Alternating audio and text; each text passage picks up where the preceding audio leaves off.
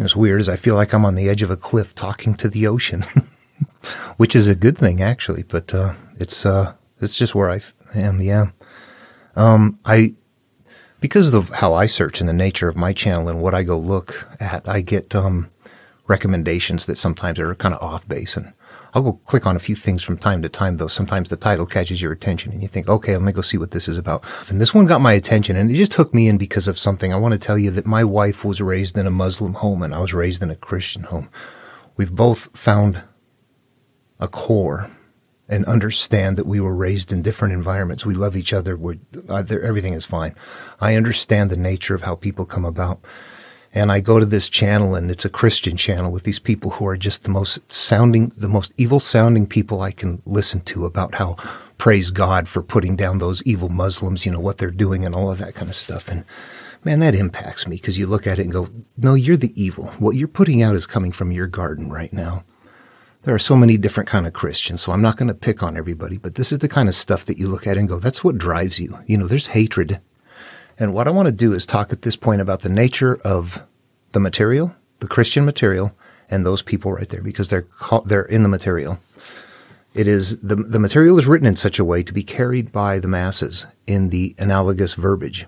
The nested template is still the same template as Greek myth, Hinduism, Buddhism, Taoism. It's an inward turning path to go to the source of our origin, while the religions look outward to a destination that does not even yet exist, that things are unfolding. Yeah, they're told certain things. Okay. This is a matter of how we search. You either look inward to the source for where you come from the energy source, or you look outward to some place that doesn't, that you have to claim exists, that you can't. It's a supernatural thing. Different people do different things. Some people don't look at all. I'm a very much inward turning person that understands the outer shells are the carriers for the population. And what you see in there are things like, many people carry the ark while few see inside. Many are called and few are chosen. Many stand outside the narrow gate, where the ways outward to destruction are many. Very few will turn inward, or will enter the narrow gate, make the two into one. What we're seeing is people that are divided. We're seeing the people who are the hypocrites. You're seeing the people who don't understand the material, but they will carry the material because they think this is still powerful. It gives me my power. But the problem is, it has gotten so broken in society today that that's a large group of people that has power now and has become very hateful. They don't know that. They think that, oh yeah, we are the best. What? Spiritual seekers know that. So they're at a point where what? This is, if we were going through the creation myth in Genesis, when the world gets raucous, right there, that is where they are living, where their worlds are raucous. And what I want to show you is really kind of a direct interaction with the material. I'm going to take a look at the templates I've been bringing up, the first three templates in this example, and I'm only going to talk about the first two a little bit. This is the human life that goes from creation all the way up to where God decides to destroy the world, to the first monomyth calling, where Noah is called. And let's take a look at this and see what we have here. On the top row, where I've got the yellow over there, and the dark yellow and the light yellow, those are the two creation stories, the first two creation stories.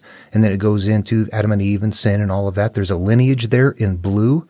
And then at the very far right up top up there, that is where God decides to destroy everything. Now, if you back up one step, this is the human life template. What is happening in that blue area right there is this is where there's just a continual emergence, where there's a continual growth. It goes on and on and on. So left unchecked, whatever we experience in life hits this right here, and it just continues to grow. And when we watch people like that, they live in this region right here where it just continues to get worse and worse and worse. You start out as, actually, if we think back on it, if this is a human life myth, and we started out we were Adam and Eve in the garden, naked, unashamed at one point in time. Life goes on. This progresses. We all actually live in that area. And I said blue. It's flashing red, but it's blue font if you look close. It's kind of hard to see on a small device. That right there is where all of us get to, right there, where it just continues. Whatever we became in life, left uninterrupted, right there is where we reside, in that area where it just continues to grow and grow and grow. And if you look back on our life, if you can examine your own life, and if you can't, look at somebody else. Think for a moment of somebody that you know that you look at and go, my gosh, they used to be this way and they've just gotten worse as time goes on. Oh my gosh. We all do that. That is what is happening right here. Unless we get out of that. We might live somewhere else on the monomyth, healing, looking at things at the end of the monomyth. You're, feeling good. We might be there. If not, we're in this blue area or we're on the monomyth. That's where we live life once we get to a certain point. Who among them will now be also a chosen one or a called one, not a chosen one? Who is called? Calling is a different kind of a thing. There's a brain type. There's some way that somebody stops in that group out there and says, my God, what am I doing? Why do I think I'm better than others? Don't I understand the unity of humanity? Jesus wasn't a divider. He's trying to teach me something. They're not going to step into that. They're going to carry it, thinking that what they have is a weapon, while inside you can use it to turn inward for healing. It's the most horrific thing. Okay, what I want to do in this video is talk about something that emerges, what seems to me to be in, there's a couple of things in Jewish material on the template that they're doing, like the lineages. That doesn't show up elsewhere. But there's something else that they do in here that doesn't show up very much. It's also like the lineage. It doesn't show up commonly. However, it's something that I notice because it stands out amongst the material. And what it is a point where people are tent makers or metal makers or something like that. And I'm going to pick some examples here. We'll go through them. But this is a part on the template which is before the divisions happen. And what this is denoting is the point in time where we're experiencing life. We started out leaving the Garden of Eden, which means that we have now hit day 8. We are now judging life and living life on our own and seeing things and making judgment calls about this and that and the traffic this, and I heard this on the radio and media tells me that, and I learned this, and we become products of like those other people. I know this about those people. Meanwhile, what did they learn? They never learned it on their own. They're believing what they're told to believe. Yeah, they're sheep, they're followers. They're being told what to believe, and they think that they are in charge of their belief while they're thinking freely, but inside of a framework that they are happy to stay inside of, thinking that they're free thinking, not realizing, no, you're not. You're limiting yourself. Okay. What happens in this part right here, when all of those things happen, the tent making and all the other things, is that denotes the time that we are experiencing and living life. So on one hand, we can have time goes by, but before then we experience life. We're getting into life. There's a point in time where we are, for years, going to jobs, getting into relationships, marriage, the things that we're doing in life goes by. That is our tent making phase. Let's take a look at a couple of them and see how they appear on the template and just talk about them because it's a little bit different. And, before I do, I want to say something that is, I'm becoming more aware of things as I get into it, as I read the Bible and study what they're doing. And then I start cross-referencing with Enoch. I start finding and realizing that there are incredible details in Enoch that are not in here. Now, as I go through here, I can find all the steps. I can find what the process is nested in here. I can also find the process nested in here. The difference is this. This one is highly detailed, incredibly easy to find. It's almost in your face. This one, it's there, but it's so hidden. It's like, oh yeah, this one is heavy on the carrying case, on the Judah. It's barely enough information there for a person to know what to do. You have to know what to do ahead of time. Yeah, you cannot do anything with this material unless you know how to interpret it to begin with. I think that's the case with all of it, but this one is very scant. It's like just barely there. However, if you think about it, the metaphoric story about the ark, this is something that is carried. We know the story of the ark. If it's not, if it's real, yeah, go have fun with that. If it's not real, go have fun with that. I look at it as, like everything else, something that needs to be interpreted. It's a metaphoric representation of something it's a story that is carrying something. The story itself is the ark, and what is nested in it is the template. That is what is inside, but very few people can see it.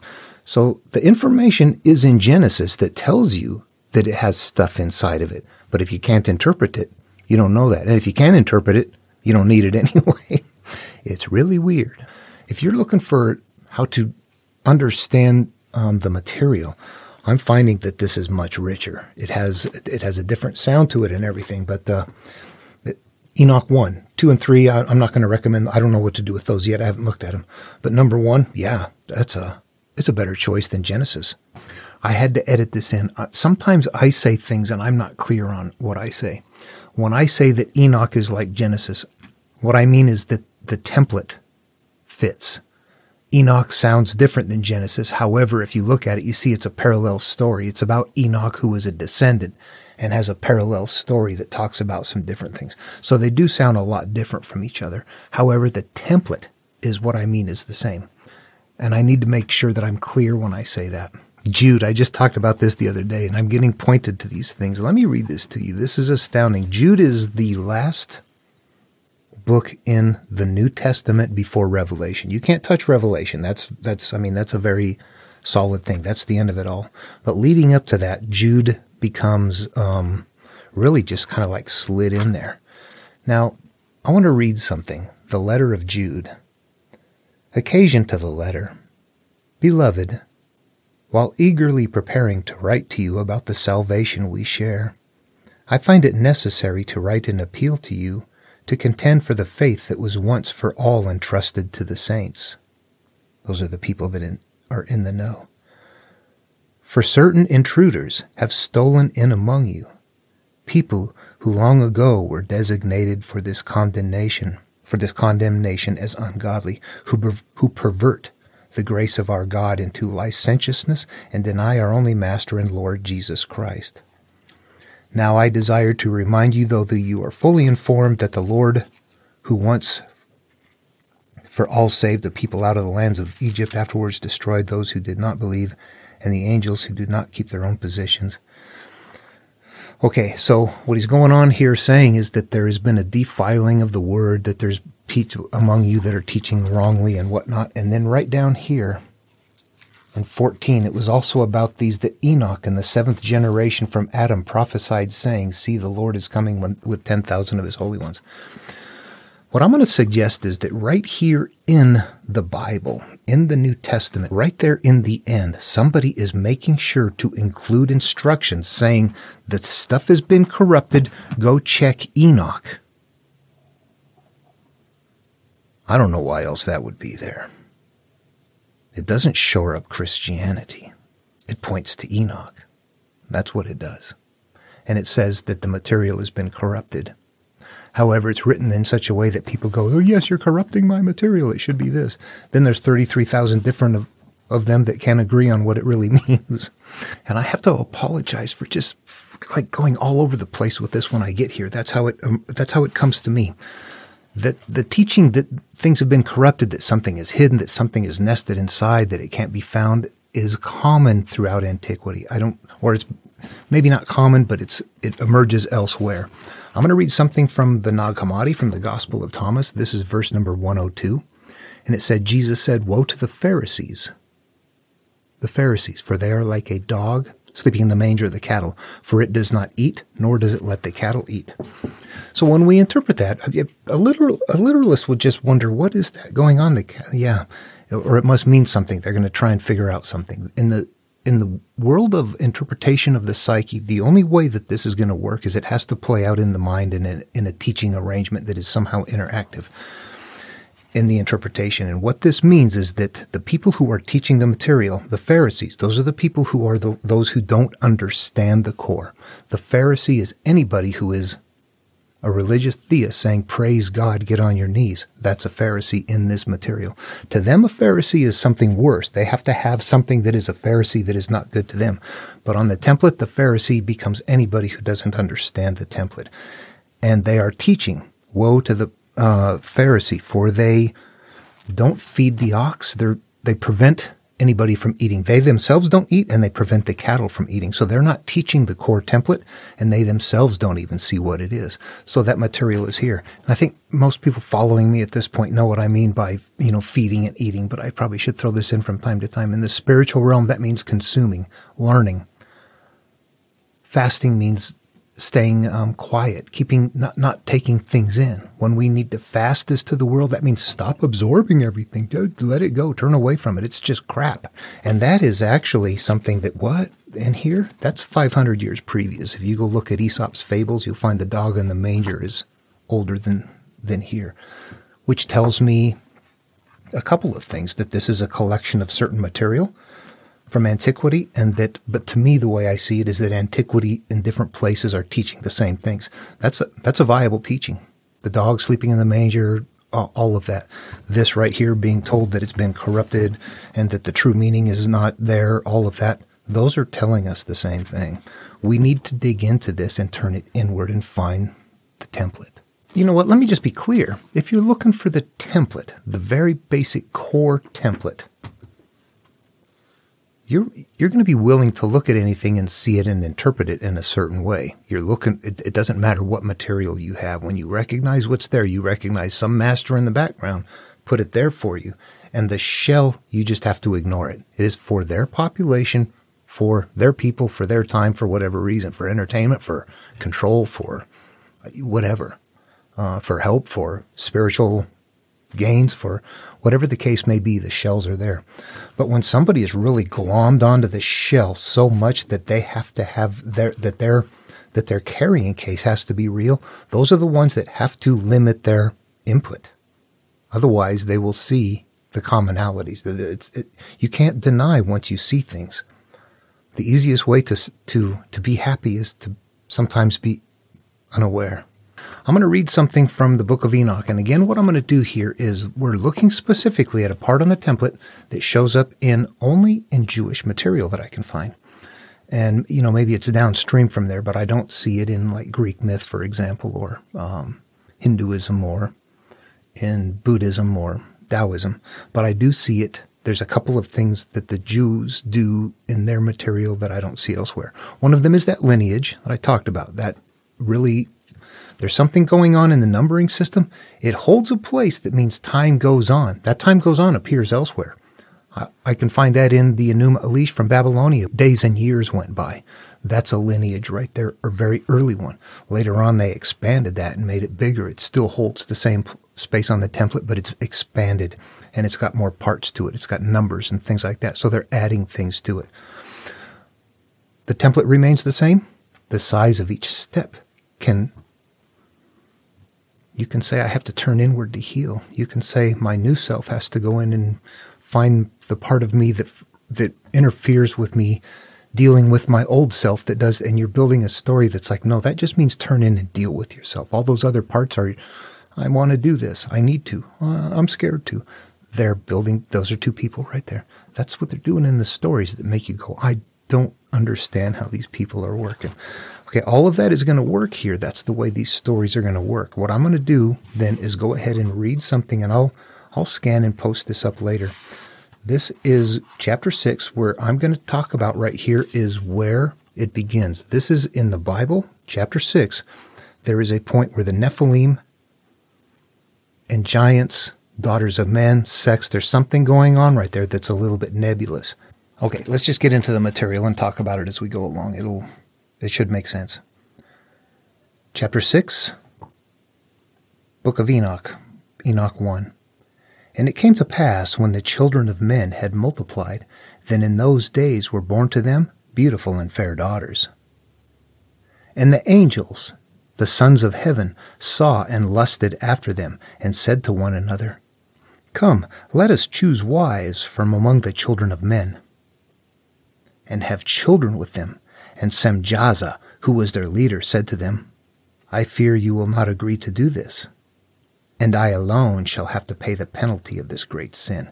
And they all answered him and said, Let us swear an oath, and all bind ourselves by mutual curses, so that we will not abandon this plan, but to do this thing. Then they all swore together and bound themselves by mutual curses. And they were in all 200 who descended in the days of Jared, in the summit of Mount Hermon, and they called it Mount Hermon, because they had sworn and bound themselves by mutual curses on the act. Okay, we have to unwrap what has happened right here because it's much thicker than what we're going to find in Genesis. So Semjaza represents that part of you that is your old self. And the angels, the beautiful and fair daughters, all of these are going to be analogous terms, and we have to be careful that we don't connect ourselves emotionally to the terms. The beautiful and fair daughters mean our qualities when we're children. All of our wonderful, loving qualities that children are born with, the innocence of the beauty of looking at life with wonder and awe and amazement. But that's not going to stay in place. And the angels, the sons of heaven, saw and lusted after them and said to one another, "Come, let us choose wives from among the children of men." That's not really happening. What this represents is the idea that life experiences are those angels. They look wonderful.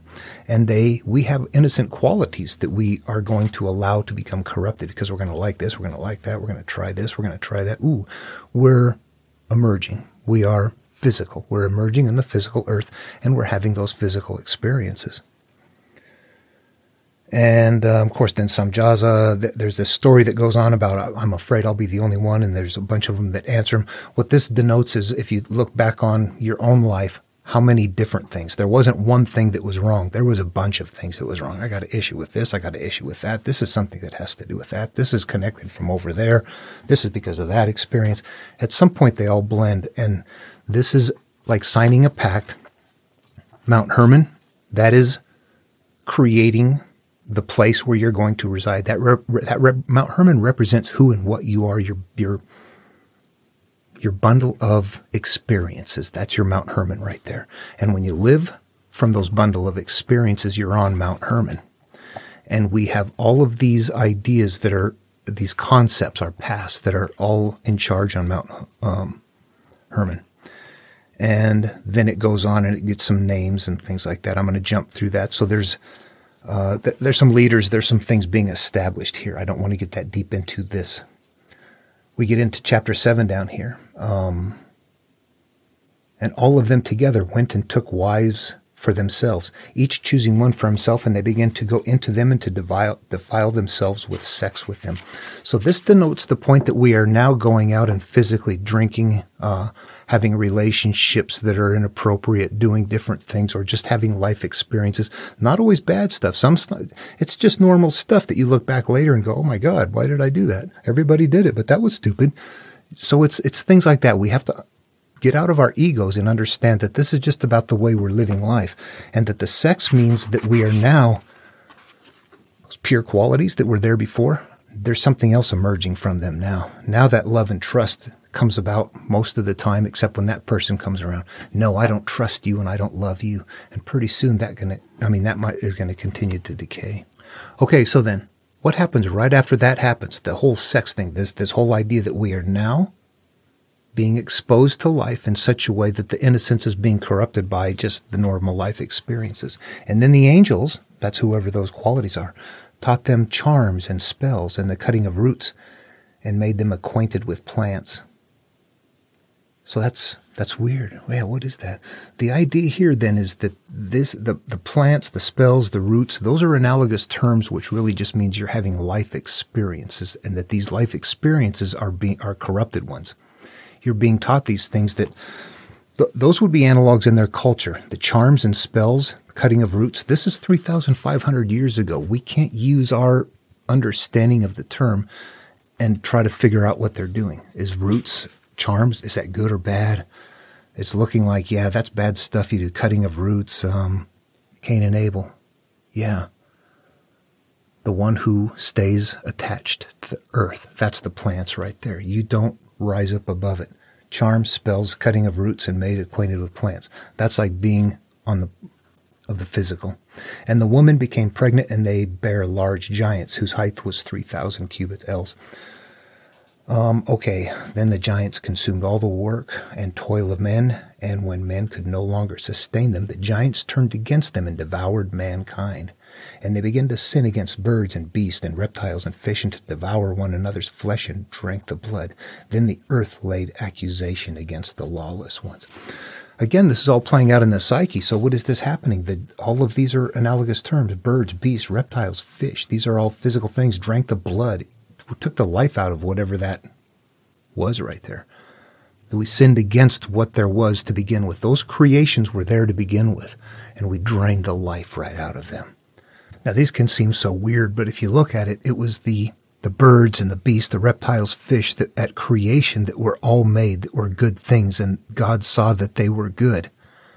What these do is male and female of each kind denotes the idea that in our thoughts, in the air, in the physical world, our conduct, what we do, and in the subconscious world, in the ocean, in the depths, from our depths, in this trilogy of who and what we are, everything is pure. However, the fact that it's pure male and female means that we're still in the mind and the physical and in the subconscious, still going to retain the capacity to always create our life existence by choosing, by judging.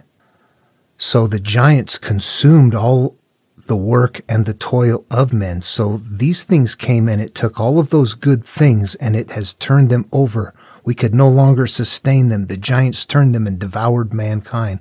They became corrupted for us. So now those original qualities that we got during the 7th day of creation, day 4, day 5, we've lost them. And the earth, that is our life, that is our existence, laid accusation against the lawless ones, which means now life sucks. Also known as not living in the glory of God. The giants consumed all the work and toil of men. Okay, this is going to blend. This is going to be, it gets too thick. It would have to blend with the Enuma Elish again. In the beginning of the Enuma Elish, in the Babylonian creation myth, gods were created. That represents those earlier qualities. And at first, they're good gods. At first, we're happy people. At first, we have good qualities. Then they become raucous. What happens as time goes on, we do lose that control. It's hidden. It's written in a different way. But the gods become bad, and the gods eventually have to be destroyed in the same way that it's happening right here. They're calling it men. They're calling it gods. They're switching it back and forth between men were my early qualities. They were obedient. Then they became gods, but they were bad gods. This, I think, would literally represent something like, at one point in time, I trusted and I loved. Later on, I no longer trust and I hate. The good gods have been taken over by the bad gods, or the people have been taken over by the bad gods. Something is happening there. But when you look at how it fits on the template, it represents the idea that our earlier qualities, which were open and trustful, have, because of life experiences, their normal life experiences are now shut down. They're no longer open. They were no longer obedient, but they had power. Later on, I'm going to have the big God to come in and take care of the little gods. All of that is what is emerging here. We get into chapter 8 and Azazel. So we're at that point in life right here where the corruption has happened. Everything is there. Bad is going on. It's starting to go bad in the world. What happens? Chapter 8, and Azazel taught men to make swords and knives and shields and breastplates, and taught them about metals of the earth and the art of working them, and bracelets and ornaments, and the use of antimony, and the beautifying of the eyelids, and all kinds of precious stones, and all coloring and dyes. And there was great impiety. They turned away from God and committed fornication, and they were led astray and became corrupt in all their ways. These are not people. They are our early qualities. We are led astray. We are the ones who start off in life going, I'm not sure what's going on, but there's a physical world out there.